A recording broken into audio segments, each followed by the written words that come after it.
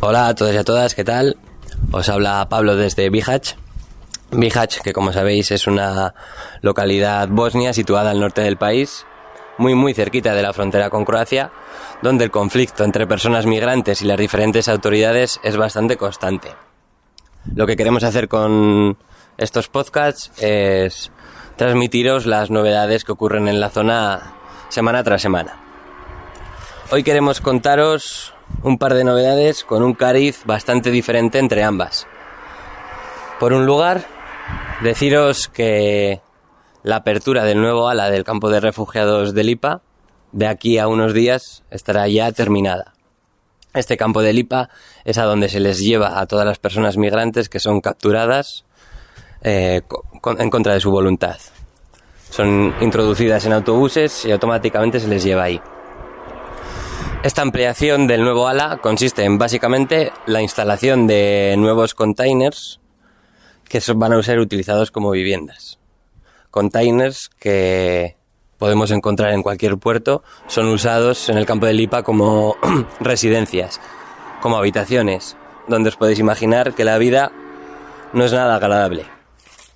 Lo que creemos que va a ocurrir tras esta apertura, que como os digo, de aquí a unos días, ya estará terminada, es el incremento automático del número de desalojos que se producen en la ciudad y en sus alrededores.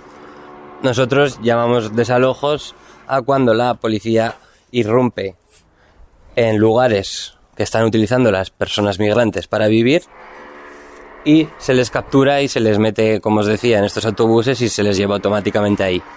No solo eso, sino que además las pocas pertenencias que tienen son destruidas, quemadas o confiscadas, suponiendo por tanto un empezar de cero para todas estas personas migrantes en la simple búsqueda de un futuro mejor. Por otro lado, y con un tono bastante más positivo, contaros una nueva noticia que además nos genera mucha ilusión, porque el equipo médico que trabaja en la zona y el colectivo Ruta Balcánica Alto Vicentino están consiguiendo muy buenos resultados en su lucha contra la sarna, en el tratamiento de esta enfermedad que padecen muchas de las personas migrantes. Este colectivo Ruta Balcánica Alto Vicentino es el colectivo que se encarga de propiciar duchas de agua caliente a todas las personas migrantes, instalando estas duchas en diferentes puntos.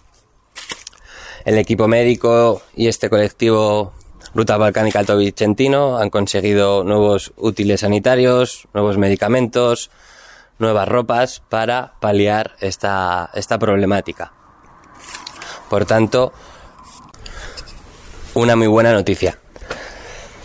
Me gustaría terminar simplemente recordando que todavía nos queda mucho trabajo por hacer y que es fundamental que todo el mundo adquiera conciencia real sobre la problemática que tenemos a pocas horas de nuestras casas y en nuestras fronteras más inmediatas, además en pleno siglo XXI.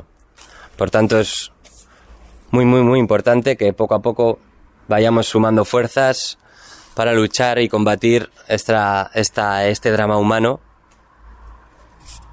que está ocurriendo.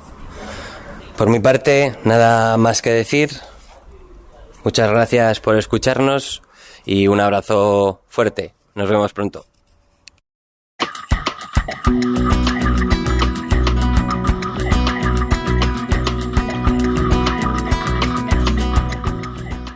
Hola, soy Ludovica, voluntaria en el campo en Šid y quiero hablaros de Loznica.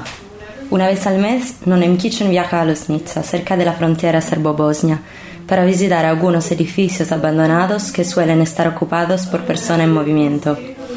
La situación es siempre cambiante, pero casi siempre hay ahí un grupo diverso de personas, incluidas familias que están agotadas y heridas. Esta zona suele ser el último recurso para la gente. Cuando hablamos con la gente de allí, nos cuentan con frecuencia que el río entre Serbia y Bosnia es una opción para que la gente cruce, pero es extremadamente peligroso y la gente ha muerto tratando de hacer este viaje. Muchas de estas muertes no se registran y son olvidadas, excepto por los seres queridos de las personas, que cargarán con este dolor durante el resto de sus vidas. Las fronteras cuestan vidas todos los días, las vidas de las personas que intentan ponerse en salvo. A pesar de que esta zona es un punto caliente para las personas en movimiento, el apoyo de las ONG y de otras entidades es muy limitado. Por esta razón, seguimos visitando el lugar mensualmente para establecer contactos y proporcionar a lo que podamos, ya sea atención médica, duchas, alimentos secos o algunos artículos de ropa y productos de higiene. Las personas con las que nos encontramos ya han tenido un viaje agotador, a menudo a pie, y aún tienen un largo viaje por delante. Esta semana, un grupo de voluntarios hizo el viaje, llevando equipos de primeros auxilios, duchas, comidas secas, ropa básica y productos de higiene. Pasamos algún tiempo explorando la zona y finalmente nos reunimos con varios grupos, algunas personas de Afganistán y otras de Guinea, África Occidental. En el grupo también había chicos adolescentes. Compartimos un té caliente y pasamos un rato con el grupo. Una persona nos contó que ha estado grabando música a lo largo de su viaje y compartió algunos vídeos de él cantando con todo el grupo. Este momento fue un recordatorio de que cada persona que encontramos en este viaje es totalmente única, un individuo, con habilidades, creatividad, positividad, a pesar de lo mucho que el sistema intenta continuamente oprimirlos y referirse a los seres humanos como estadísticas. Dejamos a los chicos mientras cocinaban juntos y nos marchamos de Ložnica con una nota positiva al haber pasado tiempo escuchando y también riendo juntos. Es muy importante seguir visitando este lugar para mantener las conexiones, compartir nuestros contactos, tomar informes sobre la violencia, ofrecer el apoyo que podamos y comprender mejor la situación en esta zona y en Serbia en general.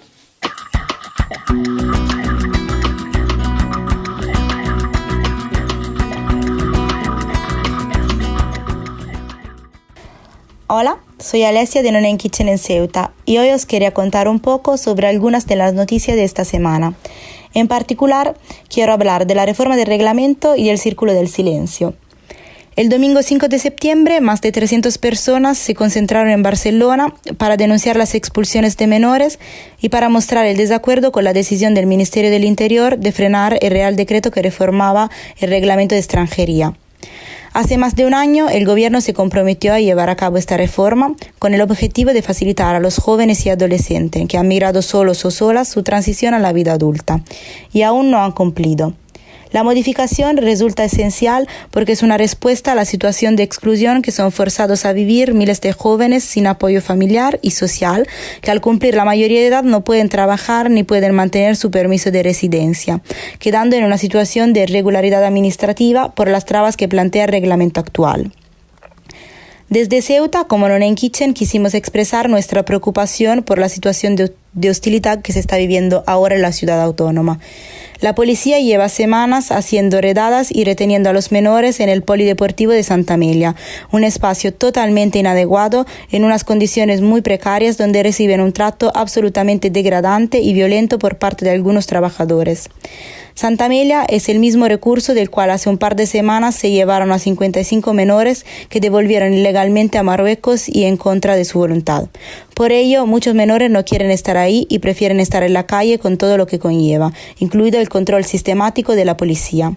Además, sumado a este miedo, existe una gran frustración, puesto que son conscientes del desamparo legal en el que se encuentran y han visto como algunos de sus amigos, al cumplir la mayoría de edad, han sido expulsados del centro sin contar con ningún tipo de documentación o han sido devueltos ilegalmente a Marruecos.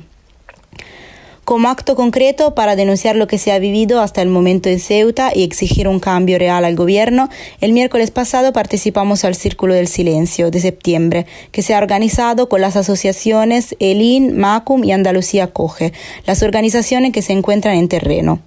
El Círculo del Silencio es una acción no violenta en solidaridad con las personas migrantes y que busca apelar a la conciencia de todas las instituciones que crean y aplican las leyes.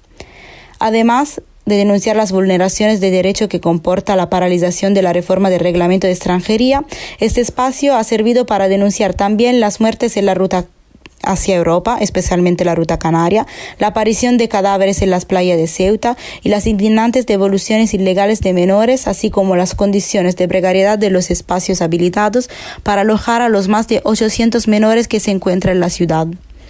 Todos juntos escuchamos la lectura del manifiesto en castellano y en francés, después guardamos unos minutos de silencio y concluimos escuchando una canción símbolo de la situación. Quedamos también para hacer lo mismo el segundo miércoles de octubre.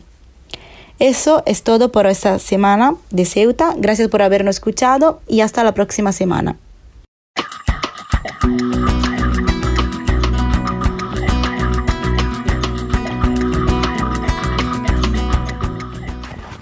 Hola a todos, todas y todos. Me llamo Zaida de Solidarity Wheels, hablando desde Melilla.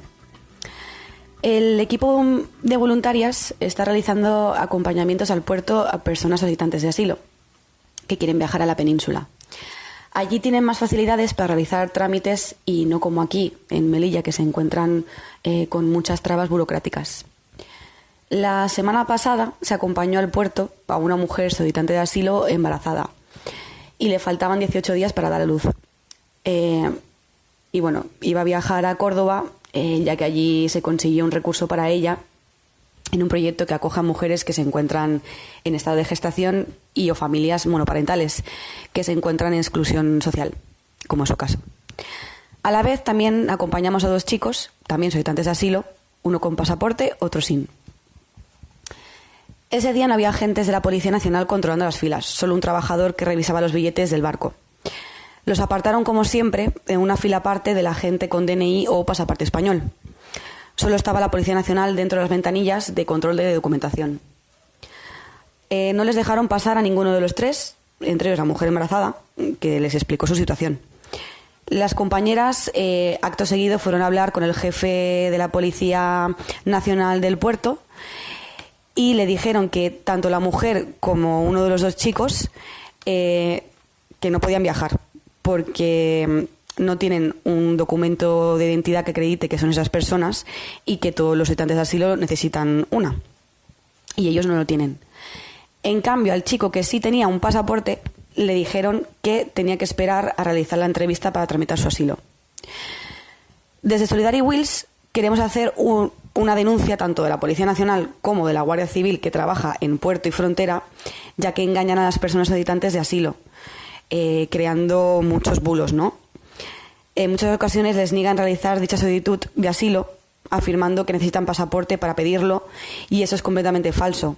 Además de negarles el viajar de Melilla Península, avalando que tienen que realizar antes la entrevista, cuando ellos pueden viajar libremente dentro del territorio español sin antes hacerla, y además sin pasaporte, ya que el mismo papel de solicitud de asilo sirve como un documento de identidad.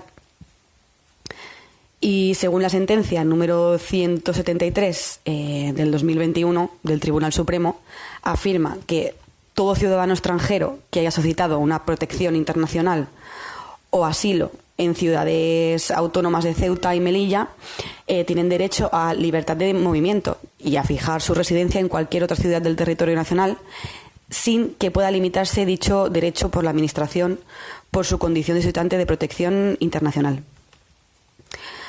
Por lo tanto, en Melilla dicha ley se está incumpliendo y privando de sus derechos a todas aquellas personas migrantes solicitantes de asilo.